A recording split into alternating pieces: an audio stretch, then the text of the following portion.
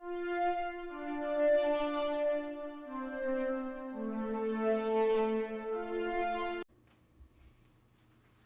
are happy to announce that this episode of the SW Show is partially brought to you by Humble Bundle. Well, not really. We are part of the Humble Bundle referral program, and we just wanted to say that if you like really cheap games and maybe helping charity pending the Humble thing going on, all you have to do is go to humblebundle.com/partner equals SWW. That's right, humblebundle.com/partner equals SWW. And you just do your normal stuff, and it just kind of helps us get a couple bucks here and there. Maybe it helps AJ get his lights. Maybe it's Mike camera. Maybe we actually pay Corey for helping us out. But again, if you're going to go buy games anyway, it might be worth checking out. Hello, everyone, and welcome to another episode of Movie Club, where we are talking tonight about Argylle. Rachel Kyle, was that her first name? What is the mystery? What is the mystery? It's almost like they telegraphed this mystery from the fucking beginning. So yeah, we're here to talk about that. We're just going to talk about the whole shebang. Yeah, let's. So, what do we feel? So the way I saw this was there's even stories of like there are films like this kind of dug in with the whole thing is they're telegraphing that they're a film with a twist. I'm convinced that if you have to pitch that you're a film with a twist, that it's not a good film. I mean, if they just said, "Hey, look, it's from the guy that created Kingsman," and it's a different universe. You could just say it's from the guy who created Kingsman. Just give me the actors we know, which is what you're doing anyway. Well, I didn't recognize the lead. What was her name? You're serious. You didn't recognize Bryce Dallas Howard? Because it doesn't look like Bryce Dallas Howard. Wait. Yes, it does. I mean, it does, but not like... If I think of an image of Bryce Dallas Howard, it's not that. Also, are you sure it's Bryce Dallas Howard? The lead of this movie? Yeah. Yeah. I'll be honest, didn't pay attention to the credits.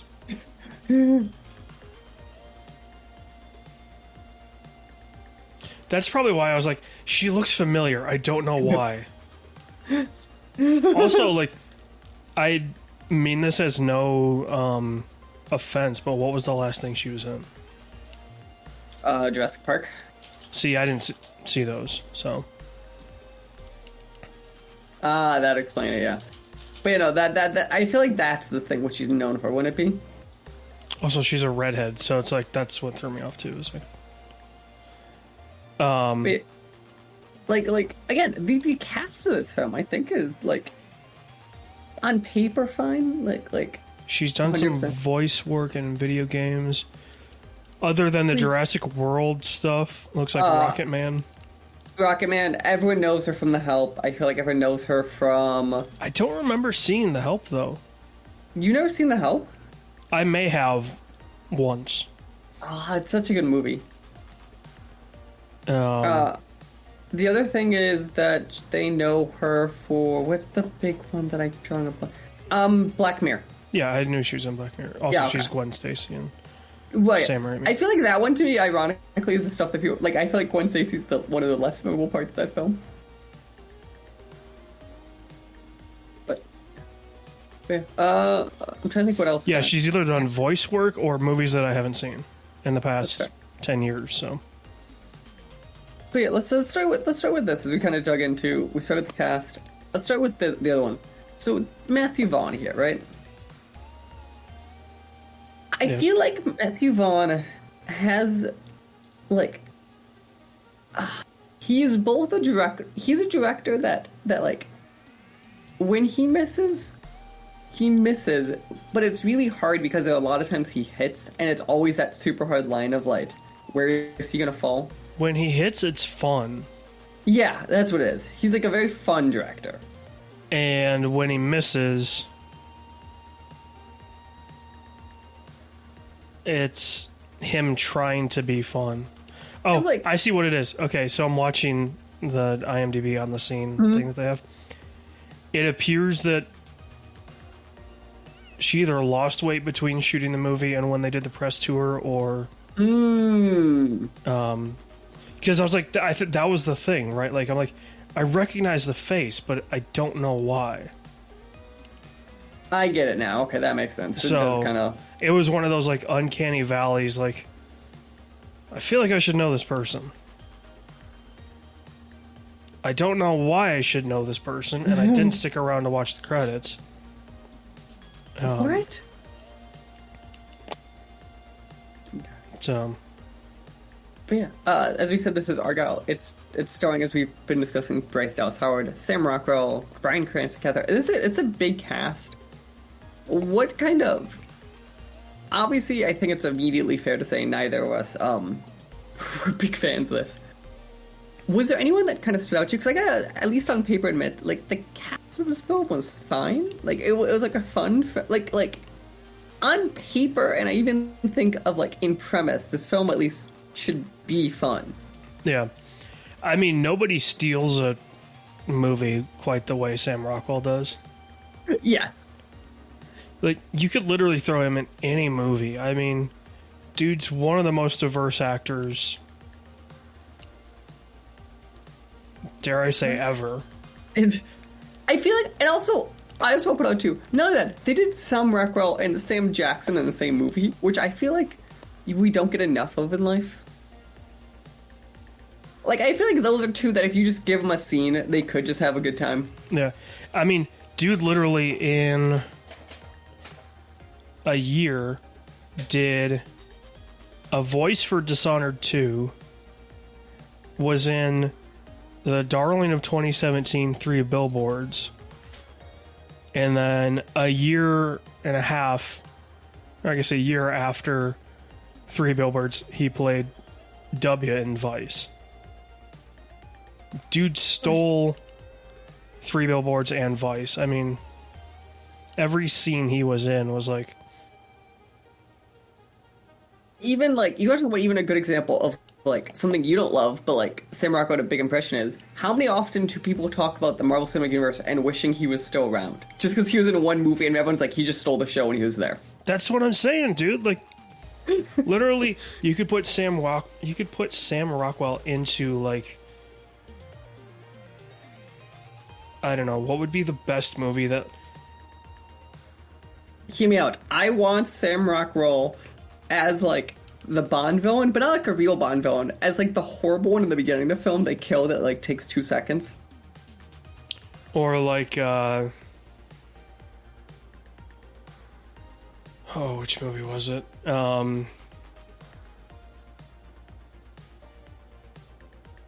I guess you'd have to build up to him. I was gonna say, like, No Time to Die, where they had Christoph Waltz and Rami. Mm-hmm. Yeah, you could have him be one of those. But no, like, I was thinking... He's not the main one, but, like, just a person. Like, one of them. Dude, have Sam Rockwell in Leon. Like, go back to, what was it, like 98, 99 when Leon first came out? Leon the Professional. And have him play a role in that. Oh, God. He would have killed it. It would have been awesome. Because dude's also, like, he's... I think part of it is he's one of the most genuinely, like... He doesn't have to try to be funny. Mm-hmm. Yeah, I feel like he's the best when, like, he's in a movie that he makes funny, but it isn't a funny movie.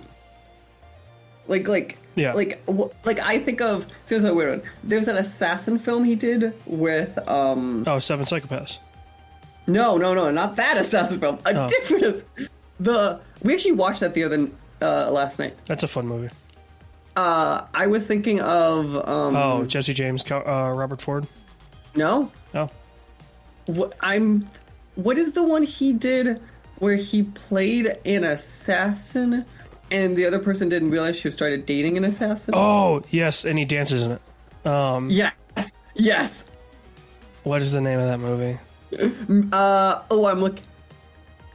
Mr. Right. Yeah. Like something like that, where it's like, on paper, but like, he's just fun. Like, he's just kind of... But no, that, like, for example, dude was in the Green Mile, Galaxy Quest, and Charlie's Angels within a year. That's the I also completely forgot he was the villain in Charlie's Angels. Like, if you want to stick to 1999 alone, Midsummer Night's Dream, Green Mile, Galaxy Quest.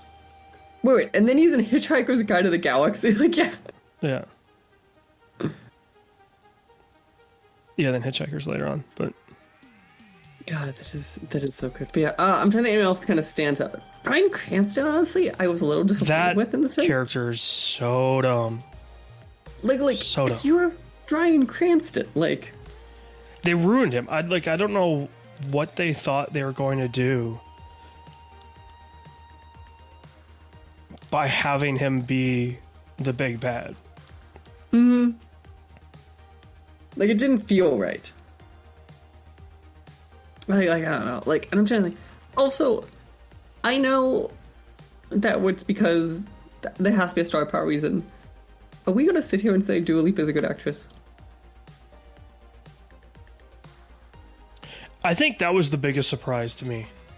I was like, okay, she's not as bad as I expected. And like maybe it's what actually she'll become good too for right now. But yeah, it's because like there's their hope. face is not as. Yeah, that's exactly it. It's not like there are other times where we've seen act like I'm like nope. This is one of those I'd be like we could probably get somewhere. Yeah. It's like when you see like Lady Gaga acting, no one questions it, right? We all just go, oh yeah, that's fine. Well, it also helps that Lady Gaga killed A Star Is Born. No, but the point is though, like she's got to the point where we just go, oh yeah, that could be someone who is a by default in music, but we just go, we know, like we see it's fine. Yeah. So maybe. Yeah, but I think that's once just like a singer turned actor, they need a good one in them. Mm-hmm. Much like A Star Is Born. Like I feel like Lady Gaga now has a career in Hollywood. Right. It doesn't matter what she wants to do from here on out. People will take her seriously because of how good she was. No, I completely agree. That's a very good comparison to that one. But yeah, so let's jump into the box office. I made a comment to AJ before we started, and he went, I've not looked this up. So the rumors are, this film needs to make $500 million to be profitable when you count for marketing costs. Mm-hmm. What do you think its international is at right now? Or worldwide? What's its worldwide?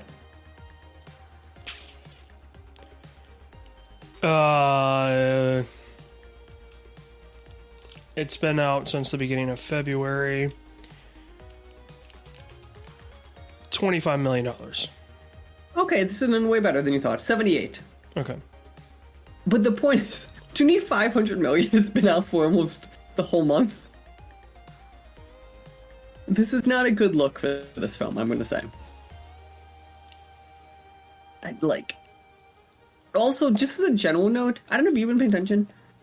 Do we think the box office is, going to recover sooner or later? This has not been a good, what do we think, 6 months for the box office? 9? Post the strike. Has not been a good time. And I guess... Well, also, there's been some there. dog shit coming out. Oh, no. It's that's why, but it's more, can they start getting good enough, fast enough?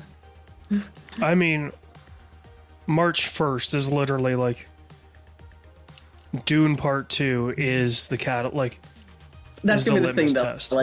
Right, if, that's gonna be the... Dune Part 2 brings in $100 million in its first week, I think we're okay.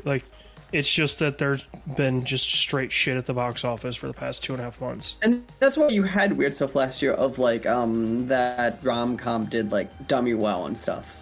Because there was nothing in theater. Yeah, that's the point. The Sydney Sweeney one. Anything But You. Yeah, because that one did by metric, any metric broke all of their thoughts. I think that's partially because it became a TikTok thing. Mm-hmm. So, which, since I am not on TikTok and I didn't see Anyone But You can imagine my amazement or my bewilderment when Natasha Bedingfield and Sydney Sweeney and Glenn Powell are singing a song together. I'm that confusing moment. I'm going, how much did I have to drink tonight? But no, I mean, like, if you look at the box office, right? Like, March 1st, Dune Part 2. March 8th, you got Kung Fu Panda 4, which... We'll do numbers. That will be the one, right? Like that's the true litmus test. Do families come back? Because that's a true, like, yeah. Families should come out for numbers, yeah.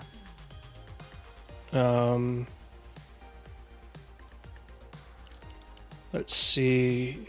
Yeah, March is better than February was. Like, February and January were not good months. Because we were looking at stuff, like, there was not, like, this was it. And then at the end of March, you got Godzilla and Kong, which is, I think... It would do numbers. What if Godzilla the Zero will help it? Dude, Godzilla Year Zero has done a gajillion dollars. Oh, I know, but I'm curious, like, do you think... Are there people who are going to see this film thinking that's the film people are talking about? No. Because they'll just see Godzilla. Do you think the average consumer is that smart and knows the difference between that many Godzillas? Well, no, because Godzilla Year Zero has been out of box office for a month now. Sure, but there's a level of people who don't pay enough attention in time, I guess. Maybe. I guess I'm also, I have to remember that this country is about 85% fucking idiots. What's the old joke? Think of how dumb the average person you know is, and remember half them are dumber. Yeah. Well, it's like, I forget who I told this to, and like, I've never heard that. The quote from Men in Black: "A person is smart, people are stupid." Or like, that's my version. Like, I shortened that, but that's because the idea is an individual may be smart, but crowds is dumb. Yeah. It's such a good simple line. But yeah, let's jump into. I think we've been avoiding it long enough on this one. So, who is the Rio Agent Argylle? Was the whole shit and conveying of this one, right? Like, that was the whole, like, thing. What did you think of the big unknown twist for this one? The fact that it was basically pretty easy to figure out. As soon as they were like, oh, they can, you're predicting exactly what happened. It's like, okay. She's going to be a secret agent, or, her family's going to be in on it, or something, which I was, in a way, right on both. Also, accounts. the second part of the twist. Are we both disappointed that that she was Kingsman? That who was Kingsman? She was Kingsman. That, like, you didn't see that? That's the credit scene. The mid credit scene is she was a Kingsman. Well, I saw that, like, the Argylle book 1, like, closing thing. I haven't seen, like, the... Yeah, it reveals that it, like, in the credit scene, that it was Kingsman. Like, that was what the first book was. Yeah, that's kind of dumb. Like, she should have been a statesman, right? Like, yeah, exactly. It is. I go. I don't mind that they, like, continue the Kingsman world. I actually like that world a lot. It's just, this doesn't feel right way to push it forward.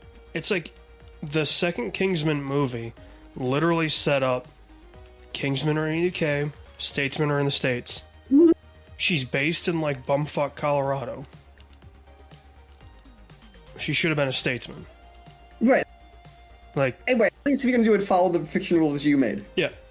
I had a feeling it would tie into that just because Same. Vaughn I had a feeling like, in the trailer, because it's Vaughn. Yeah, Vaughn feels like he just needs to tie everything into... He found something that worked, and now he just needs to ride his coattails. I can't blame him. He did find something that worked. Yeah.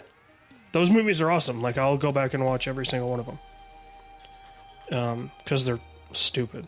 They're stupid, but they're fun. Yeah, they're stupid. I like the first they're stupid, I they're fun.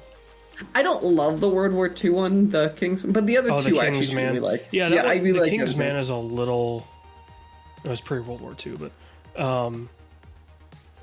Because it deals with Rasputin. It definitely was like, okay, I didn't need to know the history. Like, that's not what I really wanted for the third in that series. Mm-hmm. I would have rather in the seen... series, I'm just gonna say it out loud. Do you know how the third in the series ends in the most insane way possible? the obvious insane way, where they tease Hitler. Oh yeah, I was like, I haven't seen the King's. I think I saw the Kingsman once. I saw it in theaters, and that was it. Oh, yeah, they tease Hitler it at the end of that film, which is still wild to me. Oh yes, I do. Yes, yeah. It's like, of course they do. Well, they tease it through the whole movie. Yeah, but like, there's a between like indirectly versus like very directly at the ending of the book with being like, and here's Hitler. No, isn't it like Hitler and one of the Russian kids, like, or no, it's fucking who was the No, because it's all the czars. Because it's all about all the the German cousins. king? Oh God, I don't. World War One. Is it Frederick? I don't know. But they're together. Yeah, It's like yeah. him and the Russians, because like they're all related.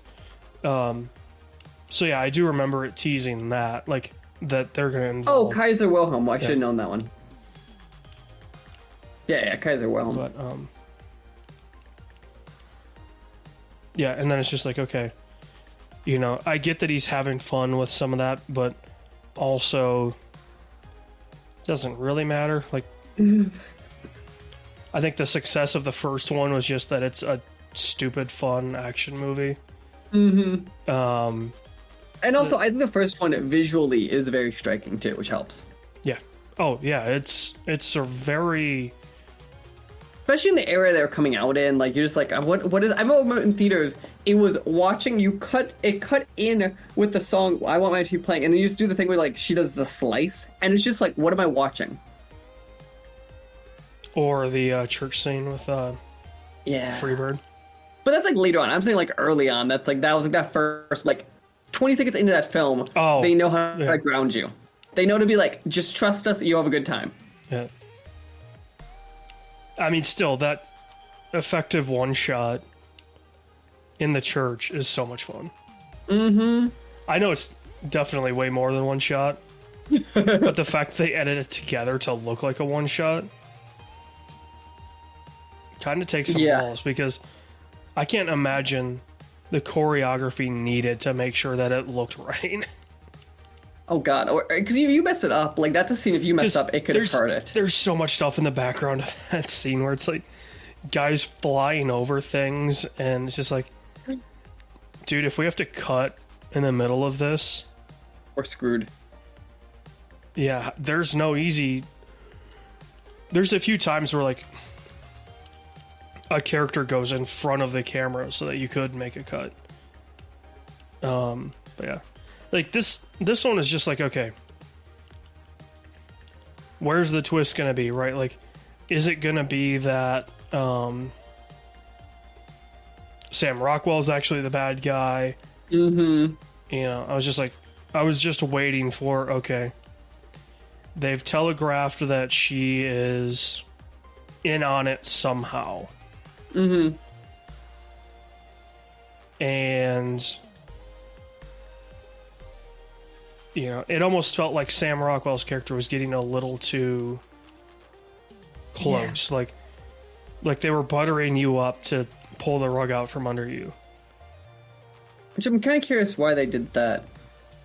I mean, I get that it was a way to kind of do, you know, look at the right hand while the left hand sets up that the parents are actually the bad guys. But the issue is, like, we're already so prone to know that there's something that, like, you have to do a little more with the audience. Like, if your pitch on this, which is their pitch, that there was a twist, you would think you'd do more to kind of push the audience away from it. Yeah. Also, I hate that they did the whole Catherine O'Hara, like, was wearing a vest. Yeah. It's like, of course she was. Of course why wouldn't she be? You know, it's just like, dear God, just kill somebody. Like, literally just kill one of the characters off. I don't care. Please. Give us some sense of something matters. Yeah. Yeah, and that's the problem with, like, Vaughn's latest movies, right? Is it's like, they don't carry the weight. Mm-mm. Right? Like, everything happens all at once. Or in one action sequence. And you're just like, I don't care. You know, literally the payoff of, or, you know, killing, what was the character's name in Kingsman 1 at the church. Right. And then they do the... right. It's the emotional, like, oh shit, he's dead, now Eggsy's gotta figure it out on his own.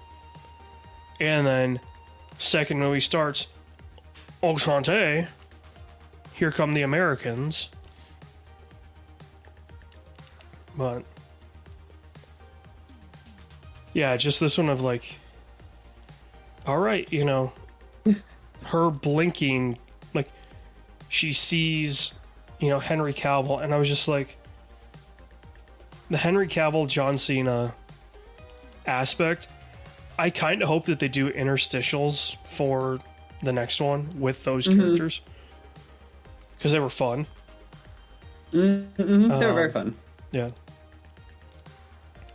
I think it's the problem is they're fun, but like they're mindless fun that I stick with. I think they'd be in trouble if that like, but I guess like a small thing with them would be fine too. Like you said, like an interstitial or kind of. So you need more. I think you need more to ground them. Yeah. I mean, if you did it like you did in this one, where that's the open is like, yeah, each of these Argylle movies is going to be based on an Argylle book. You know, in the universe book. I'm fine with having the interstitials of Henry Cavill and John Cena. But I just felt like the payoff didn't feel right. Yeah, no, I this is not... We hope Vaughn returns in a better sense. Because again, I think Matthew Vaughn at his best is very fun. I do not think this is one of those cases. I mean, literally, like, Lock, Stock, Two Smoking Barrels, Snatch, Kick-Ass, you know, even X-Men First Class, and then Kick-Ass 2 he was a producer on, but like, but in the stuff he's producer, like, he tends to sign on to pretty decent products. I mean, literally, he did First Class, then Kingsman was his next movie. And then Kingsman Golden Circle, which is a full star less on IMDb than Kingsman 1. Like, the problem is looking at, if you just go off of the star ratings on IMDb, which isn't a great way to look at it. Layer Cake was 7.3, Stardust was 7.6, Kick-Ass was 7.6, X-Men and Kingsman were 7.7, Kingsman Golden Circle was 6.7, Kingsman was 6.3, and Argylle is 6. So it's like, are people getting tired of Matthew Vaughn stuff? Maybe, but also it's hard to tell. Are people getting tired? Has cinema changed? Like, there's a lot of questions there, I guess, too, of like by itself doesn't tell me that. I also do think though, like, it's somebody said of, has those movies gotten worse too? Like, I mean, dude literally produced 2 of Guy Ritchie's best movies of all time. And Lock, Stock, and Snatch. But that was 20 years ago. Longer than that. Lock, Stock was 98. Snatch was 2000. Okay, so 24 and yeah, almost 25 years. Yeah. The point is, like, these are, like, he is one of those where some of his most iconic aren't exactly recent. Yeah, I mean, if you go off of the decline starts at Kingsman Secret Service, because that was his high watermark as a director, that was 10 years ago. And he's got... I've got to give him, though, he's a director that's always working. Well, you said that's 10 years ago, and, like, he's had a few films since... Like, I feel like you see some directors kind of, like, have these, like, now multi-years off. He's definitely not someone doing that. I mean, it's about 3 years, 4 years between projects. and he's got a follow-up to Kingsman and a follow-up to the Kingsman, which that's not going to be confusing at fucking all. Oh god, that is not to me a problem. You're right. And then Courage, which do not know what that is. I don't know what that is either, actually. It's in production. Excuse me. I don't see when it starts. It's a sci-fi movie, apparently. But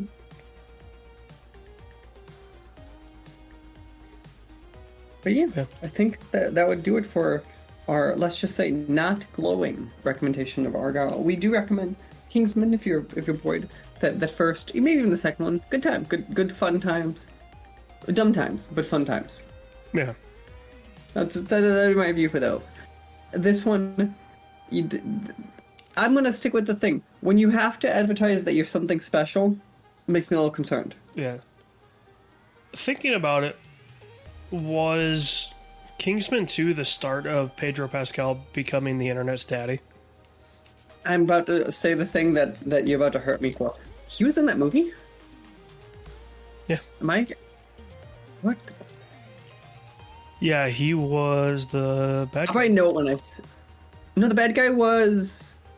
Oh, yeah, No. okay. I was thinking it was Julianne Moore. I forgot that he was the bad guy. Yeah, he's the bad guy. Yeah, you're probably right. That show I haven't seen... I think I saw that movie once, the second one. Yeah. It's alright. I enjoy it. It's got some fun stuff, like... I think obviously, it's very fun. It spawned the whole, kind of, for lack of a better term, fascination with Take Me Home, Country Roads. I was going to say, I was thinking of the Elton John thing. Oh, yeah. But, this was, Mark Strong standing on the mine singing. Mm-hmm. Also, the home. entire soundtrack of Golden Circle is based off of that song. That's fair. And that is such a good, he's just on to really take me. I did go. But yeah, go check out those films. Don't waste your time on this modern one. I'm sorry. Not a good time. I mean, it's an okay, I guess if you have nothing better to do, movie. If you want to, sure. But I'm just gonna say it. We are in the age of there's so much to see that you can see. Oh, is there ever, in what world? Is this ever gonna be the best thing on the back of that airplane? I don't think so. On the back of that seat. Yeah. So, and that is recommendation. Especially would this be the best when on the back of an airplane? When Southwest has all of the Spider-Man movies. Yeah, you can't recommend this. It's like, what Spider-Man do you want to watch? Do you want to watch Sam Raimi's Spider-Man? Do you want to watch Tom Holland? Do you want to watch the animated? I like how you just skipped Garfield like he didn't exist. They don't have those. Okay. That's why I skipped it. I thought it was just you being like, no, I don't. No, I actually like his Spider-Man. He's a pretty good Spider-Man. His Spider-Man is not the problem with those films. What, you don't like him being a skateboarder? No, the second film has 8 villains in it. It's got 6. That is too many villains. Famously, it's the Sinister Six. That is too many villains to introduce people to. Just to clarify, it's like Spider-Man 3. When you're also, Spider-Man, The Amazing Spider-Man 2, waste Paul Giamatti. How do you waste Paul Giamatti? Pretty easily. He gets wasted in a lot of his projects. But you should. Okay, if you waste him, that means you're a bad director. He's one you could just give some lines to and just say, go have fun. But you just give him a part that actually matters. Same. But yeah, that will do it here. I totally forgot that Sally Field was an Aunt May.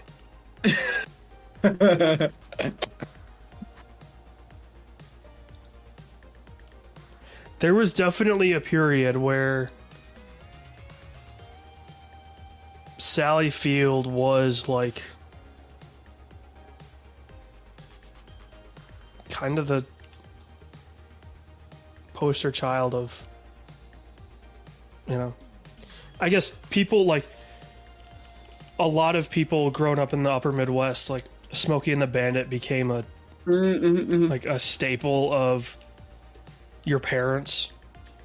Like your dads loved Smokey and the Bandit, and Carrie was definitely like, you know, there were a lot of people that definitely had the hots for Sally Field. So I will say it's fitting that Sally Field was an Aunt May, and now we have Marissa Tomei as an Aunt May. Because it's just like, we're just moving from like one generation to another of now guys are looking for that. But like, the thing with that is also, but like part of it was like, they also got younger too. Yeah. It wasn't just the like, But they also like, animated Spider-Man, it's an old Aunt May. And we'll end it at that, because I just love that they brought back old Aunt May. Also, fuck the NBA for stealing that technology. The SW Show and all of its affiliate podcasts are podcast by me, Mike Maroney, and AJ Losi, sometimes by contributors, including Corey King. You can follow the SWW Show on social media at the SWW Show, or sooner or later you go to patreon.com/SWW to help us out. Thank you. We hope you enjoy the rest of your day.